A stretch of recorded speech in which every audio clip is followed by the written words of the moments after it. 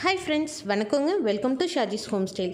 நம்ம வீட்டில் இன்றைக்கி சாப்பாடு ரொம்பவே மீதி ஆகிடுச்சுங்க. நேற்று சாப்பாடு தான், அதனால் இன்றைக்கி சாப்பாட்டு வடகம் போட போகிறோம். ஸோ அதை எப்படி செய்கிறதுன்னு பார்க்கலாம். நான் ஒரு மிக்சி ஜாரில் 4-5 பல் பூண்டு, 4-5 வரமிளகாய், கருவேப்பிலை ஒரு கொத்து, சீரகம் 2 ஸ்பூன், மிளகு ஒரு 4 மிளகு ஆட் பண்ணியிருக்கேங்க.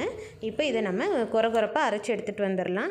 இதில் நீங்கள் வேணும்னா சின்ன வெங்காயம் ஆட் பண்ணிக்கலாம், தக்காளி ஆட் பண்ணிக்கலாம், என்ன வேணாலும் ஆட் பண்ணிக்கலாம் நம்மளோட டேஸ்ட்டுக்கு. இப்போ இதில் நான் வெறும் பூண்டு, வரமிளகாய், கருவேப்பிலை, சீரகம், மிளகு இது மட்டும்தாங்க ஆட் பண்ணியிருக்கேன். இப்போது நம்ம மீதியான சாதமெல்லாம் இருக்குது இல்லைங்களா, இந்த சாப்பாட்டை கொஞ்சம் கொஞ்சமாக போட்டு அரைச்சி எடுத்துகிட்டு வந்துடலாம். உப்பு ஆட் பண்ணிக்கலாங்க. இந்த மாதிரி நல்லா கொலன்னு அரைச்சிக்கலாங்க. இப்போ எல்லா சாப்பாடையுமே இந்த மாதிரி அரைச்சி எடுத்துகிட்டு வந்துடலாம். இதை நான் 2ஆக பிரிச்சுக்க போகிறேங்க. ஒரு இதில் நம்ம எள்ளு சேர்க்க போகிறோம், வெள்ளை எள்ளு. இதை நல்லா மிக்ஸ் பண்ணிக்கலாம். இப்போது ஒரு வேஷ்டி துணி இருக்கும் இல்லைங்களா, ஏதாவது ஒரு வெள்ளை கலர் துணி எடுத்துகிட்டு நம்ம வெயில் கொஞ்சமாக எடுத்து வச்சுட்டு லைட்டாக தண்ணி தொட்டு தட்டினீங்கன்னா இந்த மாதிரி பட்டையாக ஆகிடுங்க.